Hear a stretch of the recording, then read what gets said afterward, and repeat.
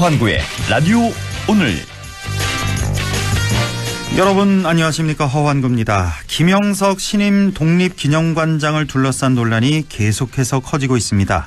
광복회는 오늘 보도 자료를 통해 윤석열 대통령의 광복절 기념 오찬 초청에 사상 처음으로 불참하겠다는 뜻을 밝혔습니다. 광복회는 일제 시기 우리 민족의 국적이 일본이라고 하면서 식민지배를 정당화한 사람이 독립기념관 관장에 앉아있는 한 광복의 기쁨을 기념하는 오찬 초청에 갈 의미가 없다고 강조했습니다. 더불어민주당은 김영석 관장은 평소 일제강점기가 근대화에 도움이 됐다는 망언을 일삼았다며 윤석열 정권 곳곳에 친일 바이러스가 전성시대를 누리고 있다고 강하게 비판했고, 조국혁신당은 광복절 기념식에 참석하지 않겠다고 밝혔습니다. 일제시대 우리나라 국민의 국적은 일본이라며 독립운동의 거룩한 역사를 지우려는 사람이 어떻게 다른 곳도 아닌 독립기념관의 관장이 될 수 있을까요? 친일을 넘어 국혼을 흔드는 엉터리 인사가 아닐 수 없습니다. 8월 9일 금요일 라디오 오늘, 광고 듣고 시작합니다.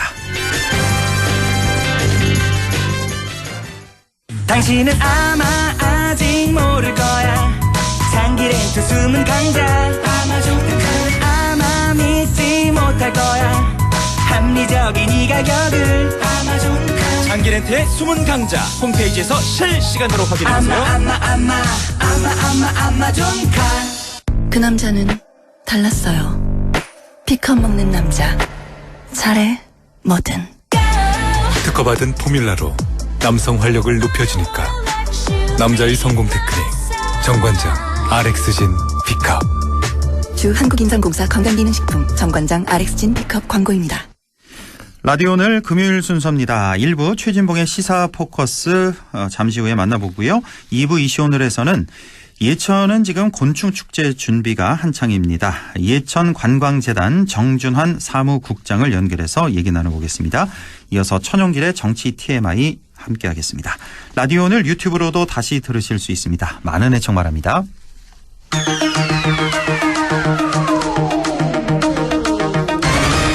최진봉의 시사 포커스, 오늘도 성공회대 최진봉 교수와 함께합니다. 교수님 안녕하십니까? 네, 안녕하십니까? 예. 자, 오늘 가장 좀 시끌시끌한 뉴스가 바로 김형석 신임 독립기념관장 임명 소식인데요. 네. 굉장히 논란이 되고 있습니다. 지금 광복회에서 굉장히 반대 입장을 보이고 있죠. 이종찬 광복회장이 용산에 밀정이 있다라는 표현을 쓸 정도로, 그런 발언을 할 정도로 지금 반발하고 하고 있는 상황이고, 윤석열 대통령의 광복절 기념 독립운동가 후손 오찬에 여기에도 불참하겠다라는 의사를 밝혔다고 하는데, 이건 사상 처음이라고 하네요. 이 오찬에 불참하는 광복회에서. 자, 예. 이런 반발이 상당히 거센데요.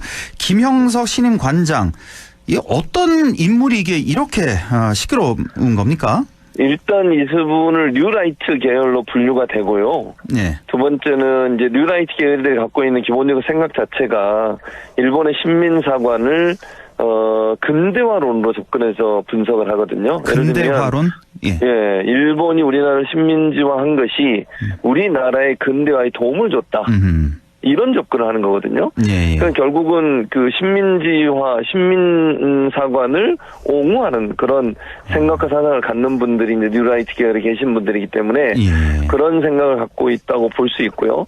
대표적으로 이제 이분이 그 친일 인명사전이라고 이미 이제 그 여러 해에 걸쳐서 조사한 내용들을 분석한 내용이 있지 않습니까? 예. 그래서 친일 행적이 있었던 사람들의 명단이 쭉 거기에 기록이 되어 있고, 어떤 내용이 친일 행적인지가 기록되어 있는 그 사람들의 명예를 다시 회복하겠다, 이렇게 이제 주장을 하시더라고요. 취임 일성으로 그 얘기를 했어요. 그러니까 평가가 잘못된 부분이 있고 오해된 부분이 있다, 이렇게 얘기를 했단 말이죠. 대표적으로 안익태, 백선엽 장군 이렇게 그렇습니다. 언급을 했죠. 네, 그래서 그런데 논리 자체가 저는 좀 이해가 안 되는 게, 안익태 씨 같은 경우에 이제 작곡가인데 친일 행적이 있다라고 친일 인명사전에 기록이 돼 있고요.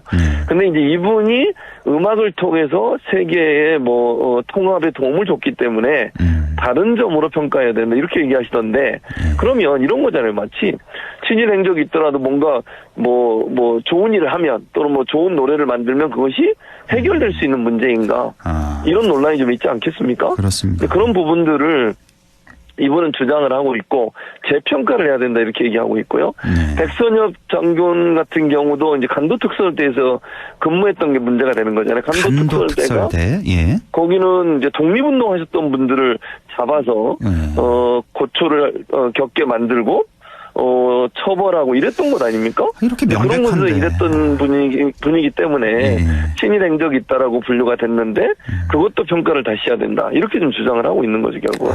그렇군요. 이제 진화론을 좀 지지하는 그런 뉴라이트 계열. 뭐 본인은 또 나는 뉴라이트가 아니라고 또 그렇게 아니라고 뭐 주장을 얘기를 하고 하시더라고요. 있는데.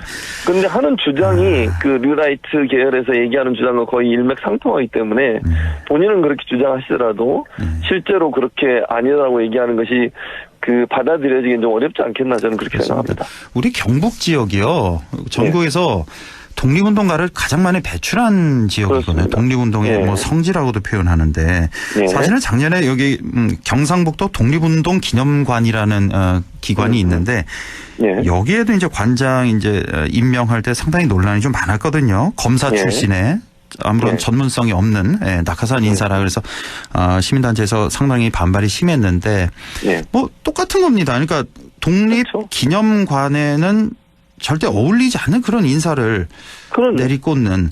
그러니까 그 반노동 인사, 그러니까 노동부 장관, 고용노동부 장관을 가장 어울리지 않는 김문수 전 지사를 임명한다든지, 임명을 하고 방통위원장으로 이진숙 씨를 임명한다든지, 뭐 언론인들 다 반대하는 거 아닙니까? 90% 이상이. 그렇죠. 다 반대하고 있죠. 이해가 안 되는 거죠. 이런 행동을 하는 것이 과연 맞는 것인가. 가장 임명해서는 안 되는 가장 부적절한 인사를 자꾸 이런 공공기관장으로 임명을 한단 말이에요. 국민 여론도 상당히 안 좋고.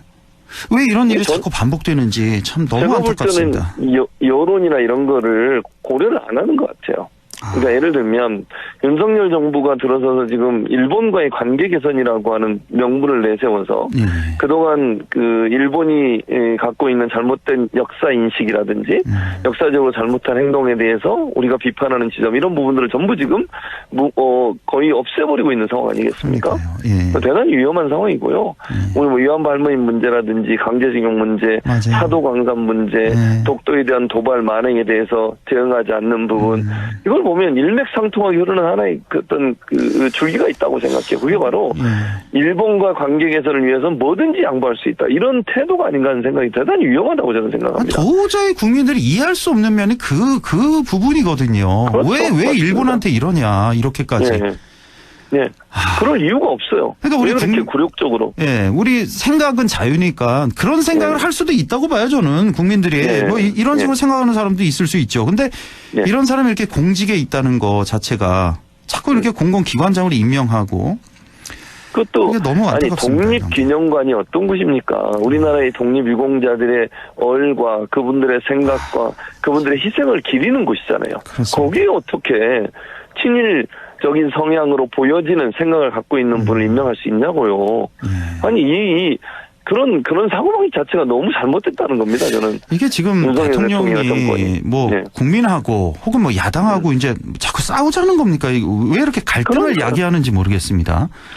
우리나라에 여기 훌륭한 분들이 얼마나 많은데 왜 유독 부적절한 인사를 자꾸 임명하냐는 거죠. 문제가 되게. 생각으로 이종찬 광복회장 같은 경우도 윤석열 정부 들어서 광복회장으로 취임하신 분이에요. 상당히 도움을 많이 주신 분이죠. 대통령 되는데. 근데 그분이 봐도 말이 안 되는 행동을 한다는 거 아닙니까 지금. 그러니까 보수 진영, 합리적인 보수 진영에 있는 분마저도 도저히 납득이 안 되는 행동을 지금 윤석열 정부가 하고 있는 거죠. 그게 문제라는 겁니다. 조국 혁신당은 이제 김영석 독립기념관장 임명에 대해서 명백한 탄핵 사유, 이 건도 탄핵 사유가 된다라고 이렇게 반발했는데, 이것도 탄핵 사유가 될까요? 어떻게? 그러니까 물론 탄핵 사유라고 하는 게 법률과 헌법이 위반이거든요. 근데 그런 부분들이 명확하냐 아니냐는 헌법재판소 가서 밝혀져야 되지만, 저는 이런 부분들이 탄핵이라고 하는 어떤 절차에 국회가 돌입하는데 하나의 중요한 계기가 될 거라고 저는 생각합니다. 국민들이 우리 지금 현직 대통령을 대통령으로 인정할 수 없다고 하는 여론이 많아지면 많아질수록 탄핵을 해야 되는 거잖아요. 예. 국회는 국민의 여론이 그렇게 흘러가면 그렇게 따라가야 되는 겁니다. 민의를 전달하는 곳 아닙니까? 국회라고 하는 것이. 예. 그렇기 때문에 이게 법률의 위반이냐 헌법의 위반이냐 뭐 절차상의 문제는 없다 하더라도 국민 정서에 반하는 행동을 하고 있는 거잖아요. 그렇습니다. 다만 조국 혁신당이 주장하는 건 저는 제 생각은 그렇습니다. 이게 이제 그 대통령의 책무 중에 하나가요. 국토, 그다음에 국가를 보위하고 지켜야 되는 의무가 있어요. 그렇습니다. 국민들을 지켜야 되고요. 예. 그런 점에서 본다고 하면 이 표현은 뭐 조국 혁신당 입장에서 보면 우리나라의 그 국권 또 우리나라가 갖고 있는 나라의 어떤 국토 또는 뭐 정신 이런 부분들을 제대로 지키지 못하는 것에 대한 문제제기 아닌가 개인적으로 그런 생각은 듭니다. 헌법 정신을 위반했다. 예, 예. 그렇게 보는 예. 거군요. 자, 김건희 여사의 명품백 수수 사건 등을 조사했던 네. 국민권익위의 한 간부, 뭐 국장급 간부로 이렇게 알려지고 있는데 네. 자살한 것으로 지금 알려지고 있던데 그렇습니다. 숨진 채 발견이 됐습니다. 지금 야권에서도 진상 규명에 나서겠다고 지금 밝혔죠. 네, 상당히 그렇습니다. 깜짝 놀랐습니다. 이 뉴스 보고. 그러니까요. 무슨 일일까? 상당히 국민권익위원회가 상당히 시끄러운 기관이었잖아요. 이 정부 들어서. 맞습니다. 예. 아니 사실 이분이 이제 부패방류국장인가요? 그 자리에서 일을 했는데 두 가지 이제 중요한 정치적 논쟁이 됐던 사안에 대해서 결정을 내리는 주무 부서였어요. 예. 그게 뭐냐면 하나는 김건희 여사의 명품백 수수고 그게 혐의 없음으로 권익위에서 결론을 내렸지 않습니까? 예. 처벌할 수 없다. 예. 그리고 또 하나가 이재명 대표의 헬기 그 이송 문제, 테러를 예. 당하고 나서 부산에서 이송하는 문제. 이 두 가지 건을 거기서 검토를 해서 결과를 낸 거거든요. 예. 근데 그러다 보니까 이제 이분이 지인하고 나눈 대화와 그다음에 통화 내용이 공개가 됐어요. 지인에 의해서. 예. 그 공개된 내용을 보면 본인은 이거 수사기관에 넘겨야 한다고 생각하는데 위에서 그냥 무마하려고 하는 듯한 그런 뉘앙스의 발언을 한 게 있습니다. 그 디올백 종결 처리에 관해서 그렇죠? 네, 그 그렇습니다. 얘기죠. 예. 네, 혐의 없음으로 그렇게 넘기려고 하는 것에 대해서 본인이 너무 괴로워하고 아하. 본인이 볼 때는 이거 수사기관에 넘겨야 되는 건 생각이 되는데 그렇게 위에서 압박이 내려온 것에 대한 뭐랄까요 괴로움? 이런 부분들이 있었던 것 같아요. 그게 이제 문자나 통화 내용의 공개나 이런 걸 통해서 드러났기 때문에 누가 봐도 이거는 윗선에서 국민권익위에 이제 뭐 지도부라고 해야 되겠죠. 예. 위원장이나 부위원장 이런 분들이 이 사안 처리 과정에서 실무국장에게 압박을 가한 게 아닌가.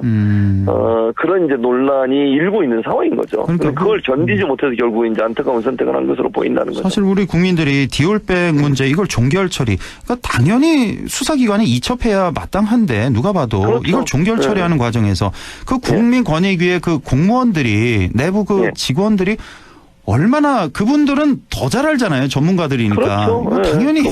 당연히 A로 가야 되는데 B로 강제적으로 이렇게 처리를 하다 보니까 얼마나 번뇌, 고민이 심했을지.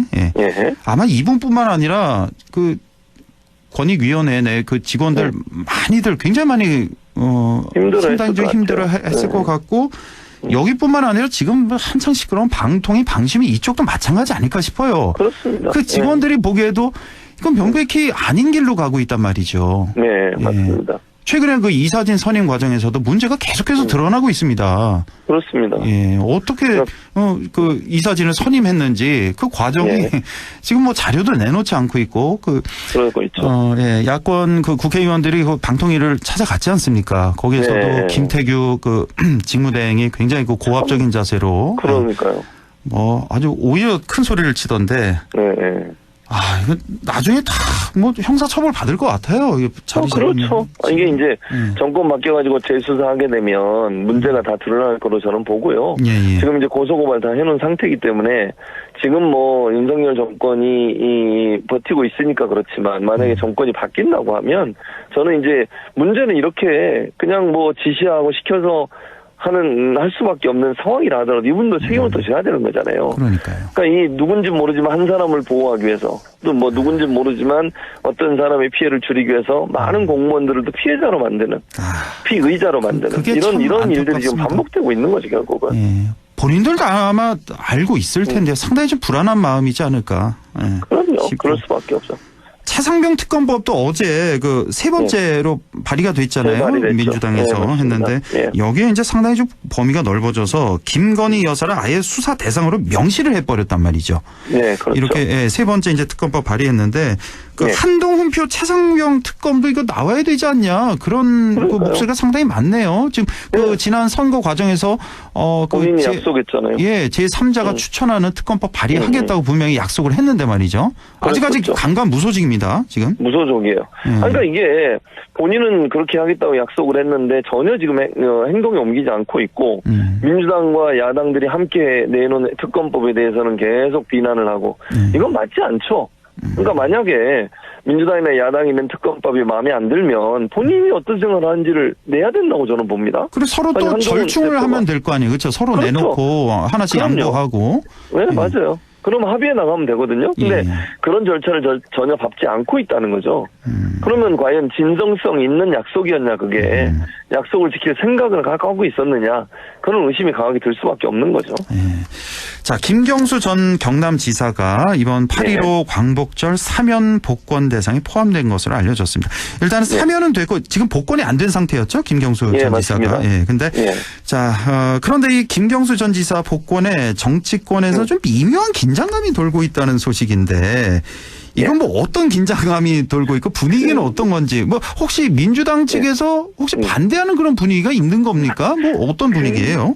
저는 개인적으로 민주당 내에서 반대하는 분위기는 있다고 보지 않고요. 예. 대체적으로 환영하고 있고 이제 뭐 정치적 분석을 하시는 분들이 이게 마치 이제 민주당의 소위 이재명 대표 전 대표 중심으로 뭉쳐 있는데 거기에 균열을 내려고 한 게 아닌가 하는 정치적 분석이 있는 거죠. 그러니까 김경수 전 지사가 친문 진영이나 친노 진영의 구심점이 돼서 당내 이재명 대표에 대해서 조금 부정적인 생각을 갖고 있는 분들을 결집시키는 그런 어떤 계기를 마련하지 않을까. 또 윤석열 대통령 정부, 윤석열 정부나 아니면 여당 입장에서는 그걸 통해서 민주당의 분열을 가져오려고 하는 게 아니냐 이런 분석들이 있는데 저는 개인적으로 지금 상황에서 김경수 전 지사가 뭐 사면 복권이 된다 하더라도 크게 그렇게 지금 여당이 얘기하거나 아니면 정치 분석가들이 얘기하는 것처럼 민주당의 분열을 불러올 수 있는 요소로 작용할 가능성 거의 없다고 생각합니다. 뭐 지금 뭐 벌써부터 차기 대선에 김경수 전 지사가 나온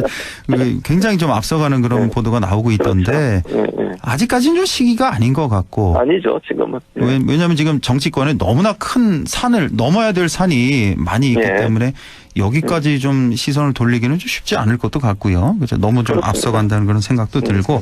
자, 마지막으로 그 통신 사찰 논란 계속 있었잖아요. 네, 그렇죠. 검찰이 뭐 이재명 등 야권 또 언론인 무더기로 통신 조회 뭐 최소 3,000명에서 혹시 뭐 수만 명도 될 것이다 이렇게 보는 사람들도 있는데 근데 이와 관련해서 윤석열 대통령이 그 후보 시절에 이 통신 사찰 똑같은 겁니다. 이 통신 사찰에 대해서 이 미친 사람들이다라고 그 당시 공수처를 비판하지 않았습니까? 예, 그럼 그렇죠. 똑같이 지금 검찰에서 이렇게 사찰을 한 거잖아요. 예, 그런 거죠. 이거 검사들 이거 징계해야 되는 거 아닌지 모르겠네요. 미친 사람들이라고까지 했으니까. 본인이 했던 말을 그대로 하셔야 돼요, 지금.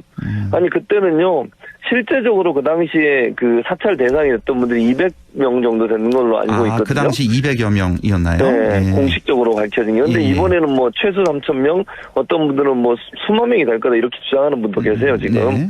규모로 본다면 엄청나게 큰 것이고요. 그리고 이번 사건이 명예훼손 사건입니다. 보도의 내용이 명예를 훼손했다고 하는 건데 그걸 왜 통화 기록까지 다 살펴보는지 이해가 안 돼요. 일반적으로 명예훼손은 보도된 내용이 사실이냐 아니냐만 확인하면 됩니다. 그 보도된 내용이 이 사람의 명예를 훼손했냐 안 했냐 그것만 보는 거잖아요. 보도 내용에 대한 명예훼손이니까. 근데 이렇게 광범위하게 그 기자들과 통화하거나 기자들의 전화 그 안에 있는 전화번호들을 누구 건지 이걸 다 확인해야 될 이유가 있을까요, 과연? 그러니까요. 그 복잡한 문제도 아니거든요, 사실은. 그리고 윤석열 대통령이 직접 후보 시절에 제 처와 뭐 제 가족과 제 누이와 막 이러면서 엄청나게 화를 내셨어요. 미친 사람들이다 뭐 이렇게까지 얘기를 하고. 그렇죠. 그런데 지금 그러면서 본인도 그 당시에 통신 사찰이라고 그랬어요. 근데 지금 이 하는 행동을 보면 그때보다 심하게 했거든요. 그런데 아무 말이 없어요. 이게 과연 맞는 겁니까? 아니 왜 본인이 당할 때는 화를 내시고 본인이 대통령일 때 검찰이 한 행동에 대해서는 아무 말이 없는 것인지 이게 내로남불 아닙니까? 네. 자, 지금 뭐 대통령 내외가 지금 휴가 이번 주에 다녀왔는데 네. 휴가 기간에는 좀 매스컴에 안 나올 줄 알았더니 휴가지 떠나서 비공개라고 하던데 자주 나오시더라고요. 지금 비공개 휴가였죠, 공식적으로는. 그러니까요. 예. 네, 부부 비공개 모두. 행사인데 너무 자주 나오세요. 그 한 가지만 좀 여쭤볼게요. 네. 왜 이렇게 따로 가셨답니까? 부부가? 아니, 그건 내용은 공개된 게 없어요. 왜 따로 갔는지 밝힌 건 없는데 사진만, 그냥 제가 사진만. 해석을 해보면요. 예. 제 해석입니다. 이건 개인적인 해석인 거를 전제로 말씀드리면 예. 김건희 여사 입장에서 같이 가면요. 예. 본인이 스포트라이트를 받기가 어려워요. 윤석열 대통령 중심으로 사진도 찍히고 보도도 되겠죠. 예. 같이 움직이면. 근데 지금 김건희 여사하고 윤석열 대통령이 따로따로 가니까 김건희 여사 중심으로 기사가 안 나와요. 김건희 여사가 뭐라고 얘기했다. 김건희 여사가 중심에 있는 사진도 보도가 되고요. 이건 저는 제 개인적인 분석입니다만 네. 김건희 여사가 본인 중심으로 보도가 나오고 본인이 발언한 내용이 보도되기를 원해서 그런 게 아닌가 하는 개인적인 분석과 생각을 해봅니다. 두 분이 같이 나가도 김건희 여사가 스포트라이트 받지 않나요? 그렇긴 하죠. 그러나 이제 그렇긴 한데 그것도 사실은 언론 기사에는 네. 그래서 윤석열 대통령 중심으로 나와요. 홍보 사진에는 그러니까 대통령실에 올라온 홍보 사진은 김건희 여사 중심으로 나오는 것도 있지만 언론 기사는 대체로 그렇게 쓰진 않죠. 기본적으로. 알겠습니다. 예. 네. 자, 오늘 여기까지 하죠. 성공회대 최진봉 교수와 함께했습니다. 다음 주에 또 뵙겠습니다. 고맙습니다. 예, 감사합니다. 네, 라디오 오늘 2부에서 뵙겠습니다.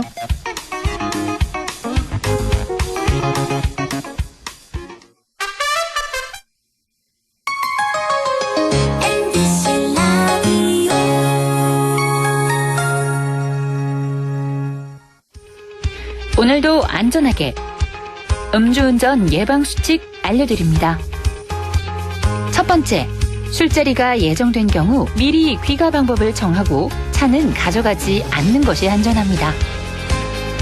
두 번째, 음주 후 자전거나 전동 킥보드를 이용하는 것도 음주운전 처벌 대상에 포함됩니다. 세 번째, 과음을 한 다음 날에는 대중교통을 이용해주세요. 숙취 음주운전 역시 처벌 대상입니다. 네 번째, 음주운전을 방조하는 경우에도 3년 이하의 징역형 또는 1,000만 원 이하의 벌금형에 처해질 수 있습니다. 적극적으로 말려주세요. 위험한 음주운전 미리 예방하여 소중한 생명을 지켜주세요.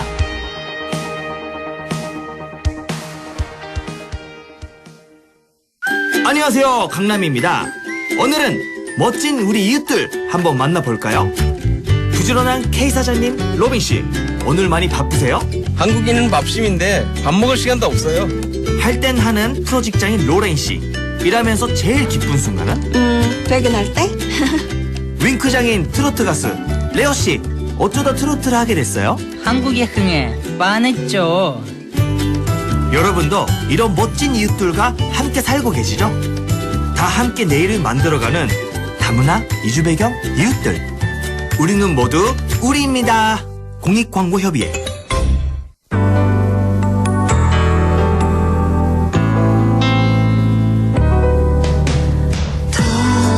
어렵던 날도 많았죠. 우리 함께 한다면 따스함을 느껴요. 사랑이 있어요. 소중한 꿈을 이뤄봐요. 우리 함께 여기 있으니 감동과 사랑 있는 MBC 라디오 문화방송 100.1 MBC 라디오. 네, 6시 29분 10초 지나고 있습니다. 이슈 오늘 시작하죠. 다음 주 광복절 날부터죠. 예천군에서는 2024 예천 곤충축제가 펼쳐집니다. 지금 막바지 준비가 한창이라고 하는데요. 예천문화관광재단의 정준환 사무국장을 연결해서 얘기 들어보겠습니다. 정준환 사무국장님 안녕하십니까? 네, 안녕하세요. 네, 수고 많으십니다. 자, 여름철 더위와 스트레스를 날려줄 특별한 행사가 8월 15일부터 예천에서 열린다고요? 네, 네, 그렇습니다. 2024년 예천 곤충축제가 오는 8월 15일부터 네. 8월 18일까지 4일간 곤충과 여름의 만남을 주제로 예천읍 한천체육공원과 효자면 예천 곤충생태원 일원에서 열릴 예정입니다. 네, 8월 15일부터 18일까지 열립니다. 네. 자, 그런데 곤충을 콘텐츠로 한 특별한 축제를 어떻게 해서 개최하게 됐는지 이것도 좀 궁금한데요. 네, 예천이 일반 분들이 좀 많이 아시다시피 도시 브랜드가 곤충 도시입니다. 그리고 예. 클린 예천인데 아마 2007년부터 지금 처음에 세계 곤충 바이오 엑스포를 시작했습니다. 그리고 네. 2012년, 16년까지 많은 예산을 투입해서 대규모의 곤충 엑스포를 이제 개최했는데 아마 큰 성과가 있어서 사실상 직접적인 효과가 조금 부족한 면도 있고 해서 아마 지금 엑스포가 개최되는 기간에만 이제 약간 반짝했기 때문에 2022년부터 예산 규모를 조금 줄였습니다. 그리고 엑스포보다는 지속적인 축제 형태로 가는 게 맞다 이렇게 판단해서 아마 작년하고 올해부터 이제 곤충이라는 브랜드를 이제 예천에서 계속 이제 선점했고 그리고 특히 올해는 축제 예산을 조금 최소화하면서 볼거리, 체험거리, 즐길거리, 먹거리를 늘리려고 노력했습니다. 아, 그렇군요.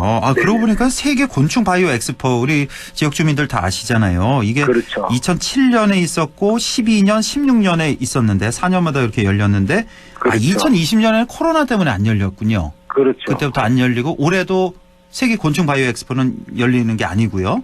그렇죠. 그렇죠. 예, 대신 이렇게 축제로 대신하게 됐습니다. 예산을 좀 줄여서. 22년도에 이제 세미 곤충 축제로 세미 엑스포 해가 곤충 축제로 이제 열렸지만 올해부터는 이제 축제로 지속적으로 열리고 생각하고 있습니다. 그렇군요. 앞으로도 혹시 이 세계 곤충 엑스포는 안 열릴 것 같습니까? 그걸 아마 조금 아직은 미정. 장기적인 지금 계획을 아마 올해 지금 준비를 해가지고 세울 예정입니다. 아, 그렇군요. 네네. 예. 자, 이번 예천 곤충 축제 이제 행사장이 두 군데입니다. 예천읍에 있는 이제 한천체육공원과 효자면에 있는 곤충 생태원에서 이렇게 열리게 되는데 장소별로 테마가 좀 있을 것 같은데요. 네. 예, 어떻습니까? 올해 축제가 이제 장소가 예천 한천체육공원하고 그다음에 효자면 예천 곤충 생태원으로 약간 이원되어 있습니다. 예. 그래서 한천체육공원에서는 곤충 컨셉의 물놀이 프로그램과 야간 공연을 주로 하고 그리고 곤충 생태원 쪽에서는 다양한 이제 곤충 체험을 하실 수 있도록 이렇게 프로그램을 짜고 있습니다. 아, 이렇게 나누어서. 그러니까 한천체육공원에서는 물놀이 그리고 야간 공연 위주로 하고 곤충 생태원에서는 곤충 체험 위주로. 네, 그렇군요. 그럼 좀 더 자세히 좀 말씀해 주시죠. 먼저 그 장소별로 한천체육공원에서의 그 주요 프로그램 소개를 좀 해 주시죠.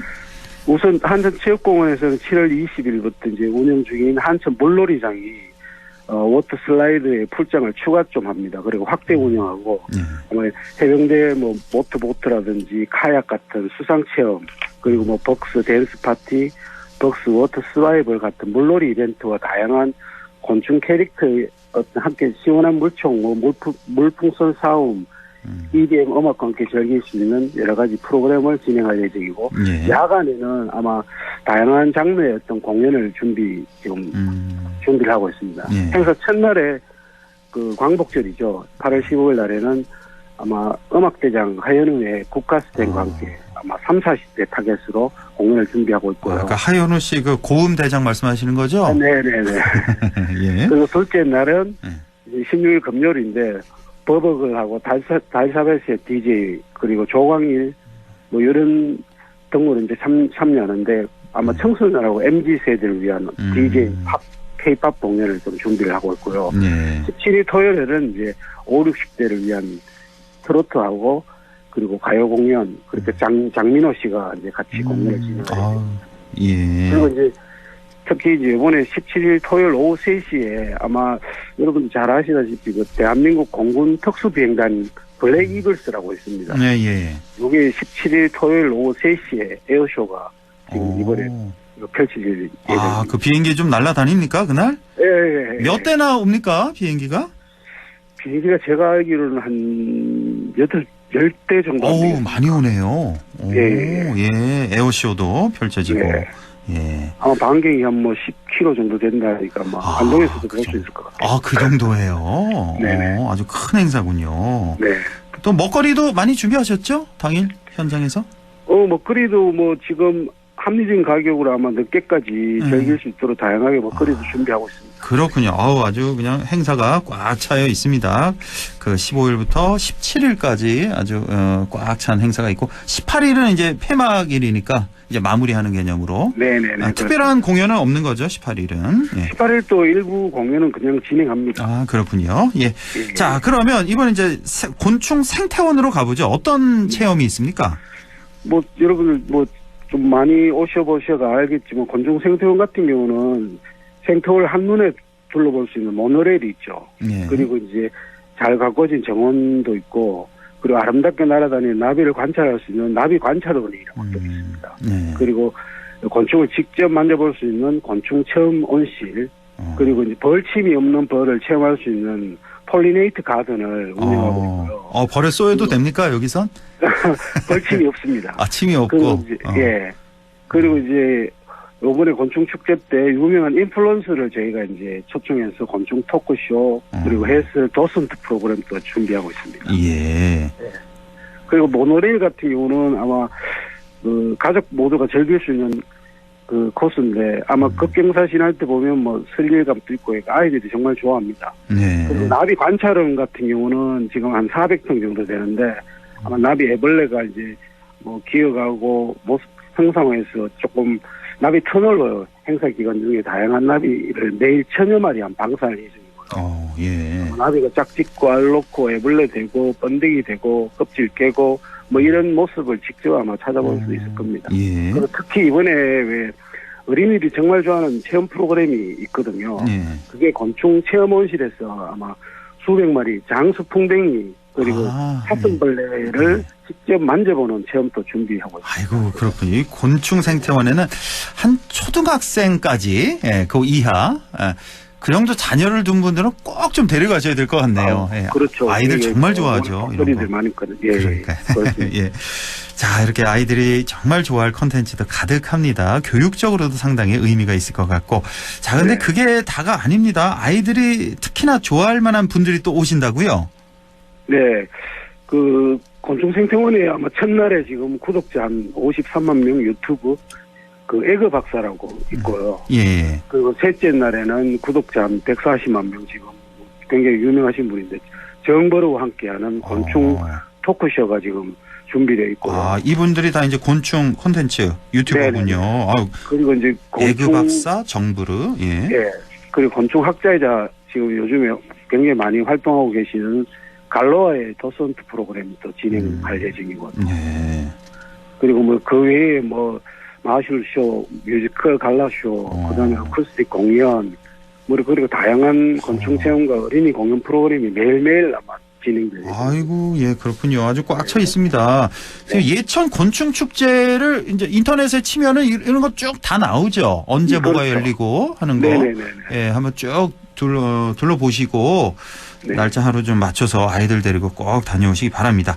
네네. 자, 이렇게 낮에는 물놀이와 곤충 체험으로 가족 단위 관람객들 아주 좋아할 그런 프로그램이 꽉 짜여져 있고 저녁에는 또 세대별로 즐길 수 있도록 구성이 잘 돼 있습니다. 자, 혹시 이렇게 하면 예천 곤충 축제를 좀 더 잘 즐길 수 있다 하는 그런 팁이 있을까요? 뭐 지금 여름이니까 아마 조금 늦었긴 늦었지만 그래 일단 젖어도 되는 옷까지 물놀이 해야 되니까 물놀이 채비를 단단히 좀 하셔야 될 것 같습니다. 뭐 한전체육공원은 당연히 물론이고 곤충 생태원에도 아이들이 작은 물놀이장이 있기 때문에 무조건 물놀이 채비를 조금 꼭 하셔야 되고요. 생태원으로 만약에 아침에 일찍 가시면 다양한 곤충 체험하시고 오후에 아마 지금 예천읍에 한천체육공원 오르시면 공연을 이제 즐기시면 최고 좋겠죠 아마. 근데 뭐 가끔 가다가 어린이들이 뭐 때를 써갖고 못 가게 자꾸 하는 경우가 있으니까 한천체육공원의 물놀이는 뭐 지금 18일까지 계속 하니까 특히 지금 이번에 우리 곤충 생태원 같은 경우는 입장료하고 모노레일 같은 경우 탑승 요금이 좀 있습니다. 근데 한천체육공원은 전부 다 무료입니다. 그래서 가까이 계시면 자주 오셔서 좀 마지막 더위 좀 이렇게 즐거운 시간을 보냈으면 좋겠죠. 그렇군요. 하루 일정으로 만약 가신다면 오전에 곤충생태원 갔다가 그렇죠, 오후에는 그렇죠. 한천체육관 가시고 예. 곤충생태원의 볼거리, 체험거리가 워낙 많아서 아이들이 안 간다고 떼쓸 수 있으니까 이틀로 그렇죠. 나눠서 일정을 잡으셔서 하루는 네. 곤충생태원, 하루는 한천체육관 이렇게 가시는 게 제일 좋겠네요. 네, 예. 네, 그렇습니다. 자, 끝으로 전하고 싶은 말씀 있으시다면요. 네, 올해 2024년 예청 곤충 축제가 물론 지역 경제 활성화에 초점을 맞추고 있는데 아마 여름에 또 이렇게 축제를 하기 때문에 굉장히 지금 휴가나 이런 데 많이 오신 분들도 계시고 아마 낮에는 아마 가족 단위 관람객 그리고 저녁에는 저희가 아까 설명드렸다시피 데이 마케팅을 하고 있으니까 좀 세대별로 맞게끔 야간에 좀 시원하게 공연도 보시고 마지막 무더운 여름에 가족과 함께 꼭 예천을 방문하셔갖고 곤충 생태원도 보시고 또 한천 체육공원에 오셔갖고 시원하게 잊지 못할 추억을 좀 만들어 가셨습니다. 예, 알겠습니다. 감사합니다. 예, 이렇게 예천 곤충 축제에 대해서 자세히 알아봤습니다. 예천문화관광재단의 정준환 사무국장과 함께했습니다. 고맙습니다. 네, 감사합니다.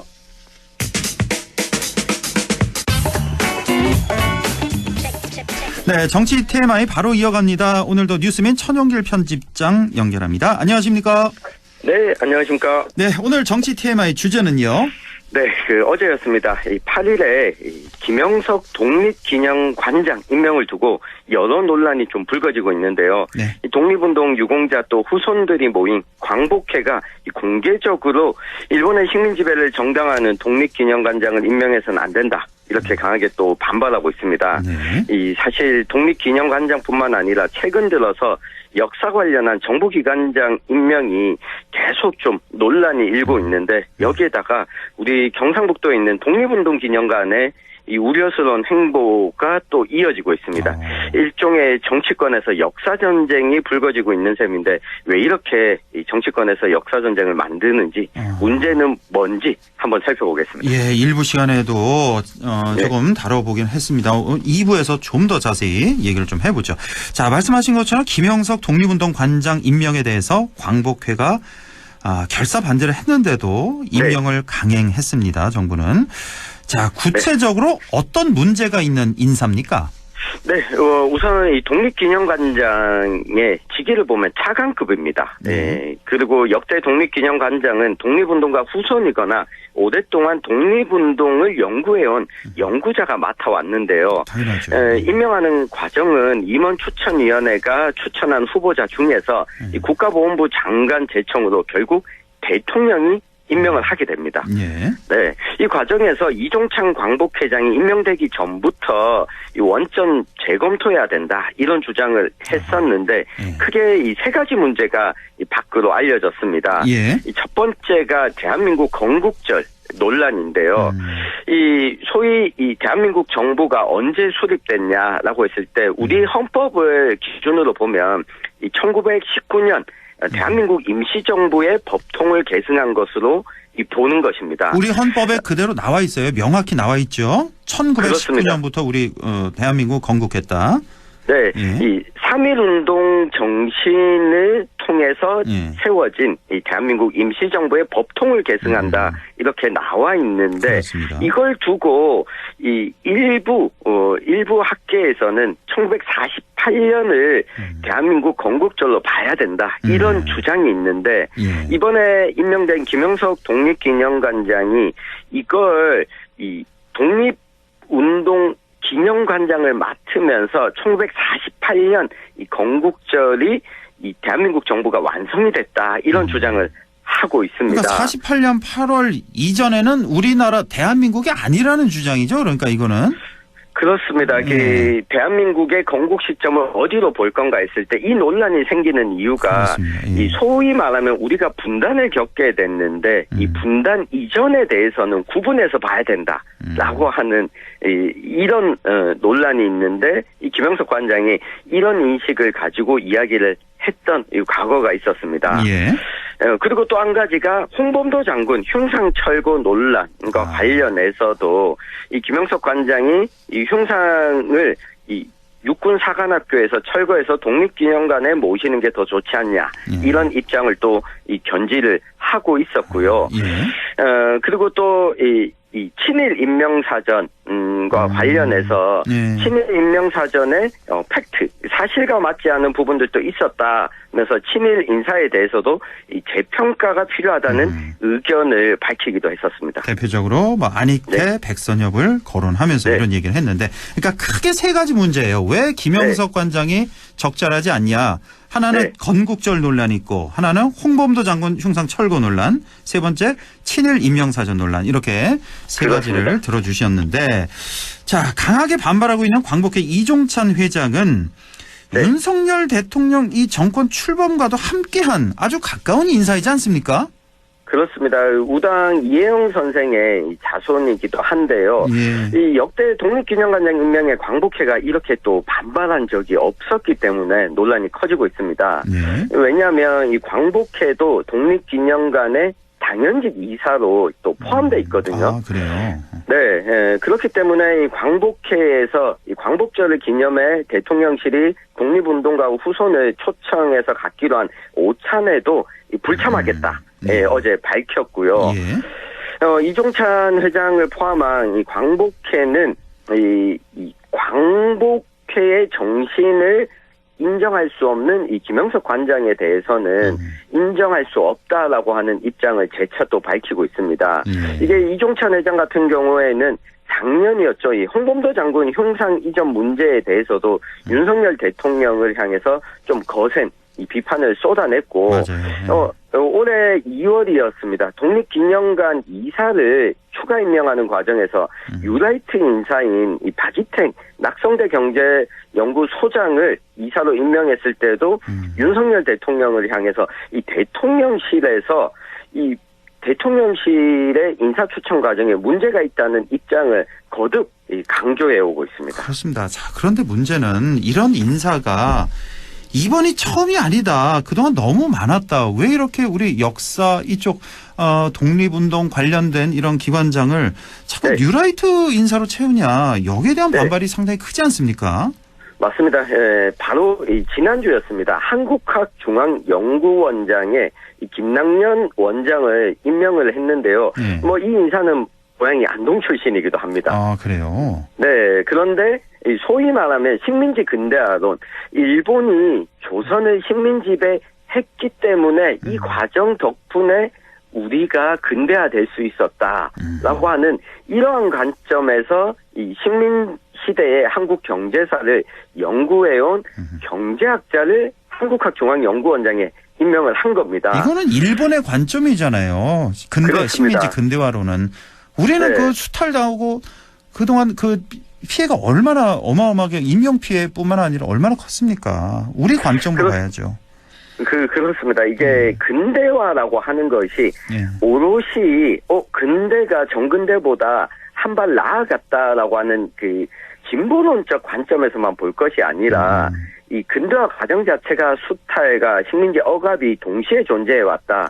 이걸 봐야 되는데 경제 성장의 수치만 놓고 바라보고 있어서 문제 지적을 많이 받아왔는데 이 속칭 2019년에 논란이 됐던 이 반일 종족주의라고 하는 책을 이영훈 교수와 함께 저술한 당사자이기도 했습니다. 그 유명한 이영훈 교수 함께 했군요. 네, 그러면서 일제가 식량을 수탈해 간 것을 또 수출로 미화했다는 비판을 받아온 인사를 한국학중앙연구원장에 최근에 또 임명한 바가 있었고요.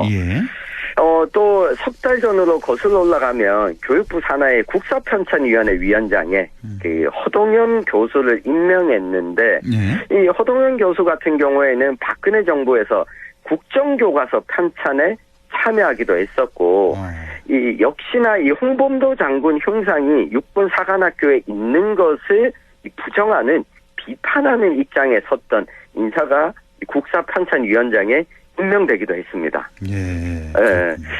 그리고 또 이 3월로 거슬러 올라가면 이 동북아 역사재단 이사장에 이 박지향 서울대 명예교수를 임명했는데요.